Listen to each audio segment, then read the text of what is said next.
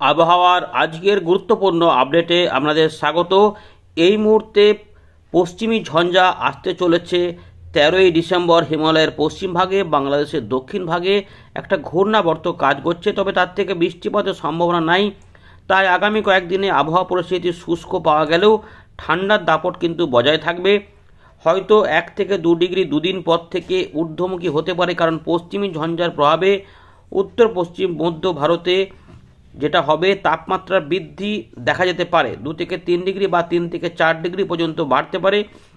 তার প্রভাবে দুদিন পর থেকে বাংলাতেও হয়তো তাপমাত্রা 1 থেকে 2 ডিগ্রি ঊর্ধ্বমুখী হতে পারে, কিন্তু ঠান্ডার দাপট বজায় থাকবে।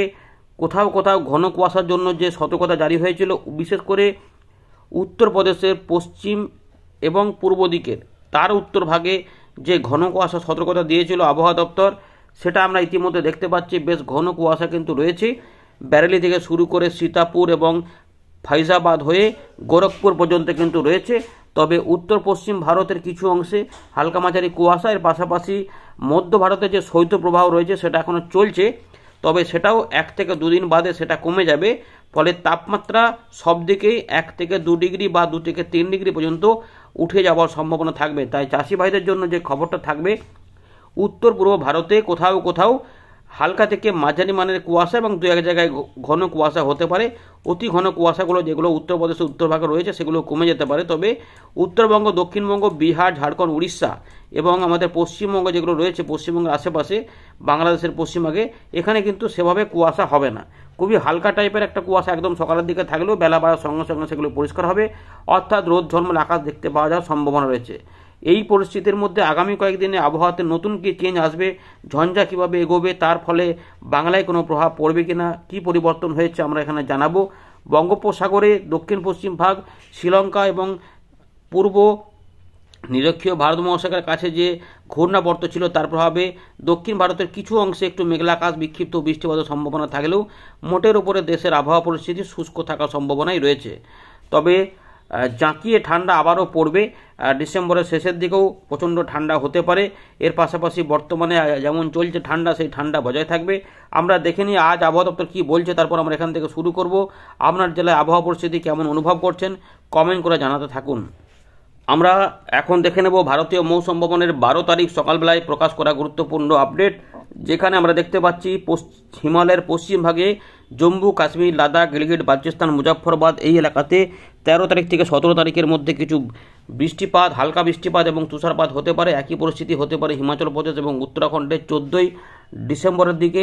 এছাড়া আন্দামান নিকোবর দ্বীপপুঞ্জের কাছে কিছু বিক্ষিপ্তভাবে বজ্রবিদ্যুৎ সহ হালকা এবং মাঝারি মানের বৃষ্টিপাত হওয়ার সম্ভাবনা রয়েছে, কোথাও কোথাও হতে পারে। তাপমাত্রা এই মুহূর্তে 2 দিন পর থেকেই উত্তর পশ্চিম ভারত এবং মধ্য ভারতে কিন্তু ঊর্ধ্বমুখী প্রভাব দেখা যাবে, 2 থেকে 4 ডিগ্রি পর্যন্ত বাড়তে পারে। আমরা আশা করছি যে এই 2 দিন পর থেকে আমাদের বাংলাতেও 1 থেকে 2 ডিগ্রি তাপমাত্রা ঊর্ধ্বমুখী হওয়ার সম্ভাবনা থাকবে, অর্থাৎ ঠান্ডাটা যে ভালো পড়েছে এখন শৈত্যপ্রবাহের কারণে, সেইটা কিন্তু 2 দিন পর থেকে একটু কমতে শুরু করবে। এখন যেমন ভালো ঠান্ডা চলছে, সেই ঠান্ডাটা একটু করে কমতির দিকে লক্ষ্য করা যাবে। বিশেষ করে রাত থেকে সকালে যে একটা জোরালো ঠান্ডা রয়েছে, সেই ঠান্ডাটা একটুখানি কমবে, কিন্তু ঠান্ডা থাকবে। শীতের প্রকোপ কমবে না, শীত এখন কিন্তু চলবে। এবছর ভালো শীত কিন্তু চলছে, লম্বা শীত চলার সম্ভাবনা রয়েছে, সেগুলোই চলছে। কোনো দুর্যোগপূর্ণ পরিস্থিতি আসছে না বলে এই পরিস্থিতি কিন্তু আমরা উপভোগ করছি। এর পাশাপাশি শৈত্যপ্রবাহের সতর্কতাগুলি থাকছে আপাতত 13 তারিখ পর্যন্ত। উড়িষ্যার দিকেও থাকবে, তেলেঙ্গানাতেও থাকবে, কর্ণাটকের দিকেও থাকবে কিছুটা। এর পাশাপাশি মারাঠাওয়াড়া, মহারাষ্ট্রের দিকে রয়েছে, পশ্চিম মধ্যপ্রদেশে কিছুটা থাকছে। ঘন কুয়াশা, অতি ঘন কুয়াশা যেগুলো রয়েছে সেগুলো আসাম, মেঘালয়, হিমাচল প্রদেশে, ত্রিপুরা, মিজোরাম, মণিপুর, নাগাল্যান্ড এখানেও কিছু কিছু অংশে বিক্ষিপ্তভাবে কুয়াশা দেখা যাবে, ঘন কুয়াশা। এর পাশাপাশি পাঞ্জাবেও দেখা যাবে 13 তারিখ থেকে 16 তারিখের মধ্যে কিছু ঘন কুয়াশা দেখা যাবে। অতি ঘন কুয়াশাও কিছু কিছু ছিল, সেগুলো ওই উত্তরপ্রদেশের পূর্ব দিক, পশ্চিম দিকে, সেগুলো আস্তে আস্তে কিছুটা পরিবর্তন হবে। তবে কুয়াশা একদম পুরোপুরি ওখানে কমবে না, একটু আধটু থাকবে।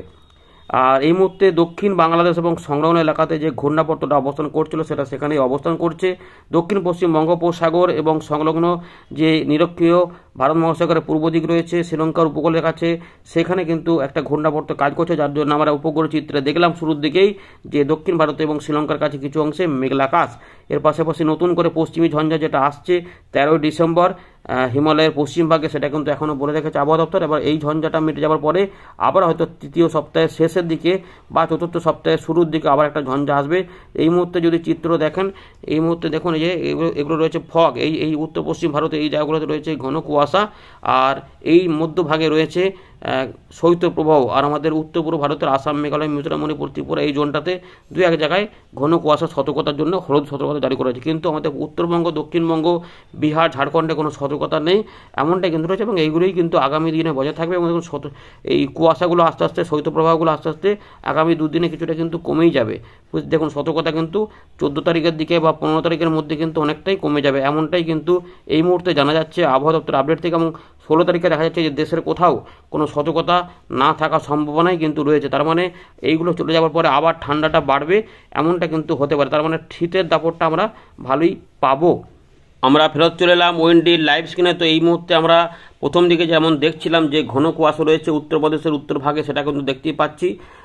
মানে পশ্চিম উত্তরপ্রদেশ এবং পূর্ব উত্তরপ্রদেশের ঠিক উত্তর ভাগগুলোতে সেই ঘন কুয়াশা বেলা ছাড়িয়ে অনেকটা দেরি পর্যন্ত কিন্তু দেখা যাচ্ছে। এর পাশাপাশি পাঞ্জাব, হরিয়ানা, চণ্ডীগড় ওই সাইডেও কিছু একটু কুয়াশা রয়েছে, সেগুলো আস্তে আস্তে হয়তো কাটবে। পশ্চিম ঝঞ্ঝা আসবে, যার জন্য পাকিস্তানের ওদিকটাতে কিন্তু মেঘলা মেঘলা রয়েছে, এগুলি আস্তে আস্তে প্রবেশ করবে।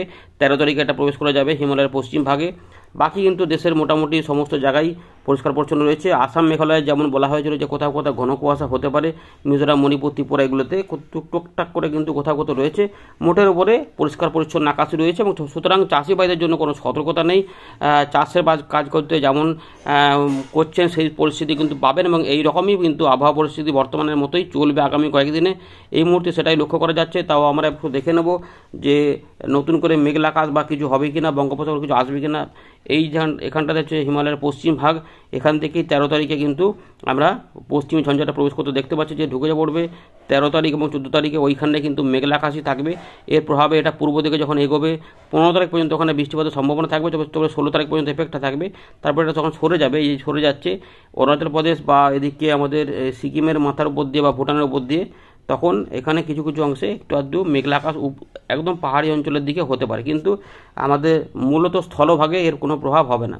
এরপরে 20 তারিখ বা 21 তারিখের দিকে নতুন আরেকটি পশ্চিমী ঝঞ্ঝার প্রবেশ হওয়ার সম্ভাবনা কিন্তু রয়েছে, সেটাও যাবে। তার ফলেও ওই একই পরিস্থিতি হতে পারে, কিছু কিছু হয়তো উত্তর পূর্ব ভারতে একটু একটু কুয়াশা টুয়াশা হতে পারে। বৃষ্টিপাতগুলো যদি দেখায় তাহলে বৃষ্টিপাত কিন্তু এই মুহূর্তে আমরা কোনোরকমভাবে কিন্তু হদিশ পাচ্ছি না যে কোনো বৃষ্টিপাত হবে মূল ভূভাগে দেশের সমতলে, কিন্তু পাহাড়ি অঞ্চলে ওই পশ্চিমী ঝঞ্ঝার কারণে 13, 14, 15 তারিখের দিকে কিছু কুয়াশা, এই কুয়াশা নয়, এই তুষারপাত এবং বৃষ্টিপাত হালকা থেকে মাঝারি মানে দেখা যেতে পারে।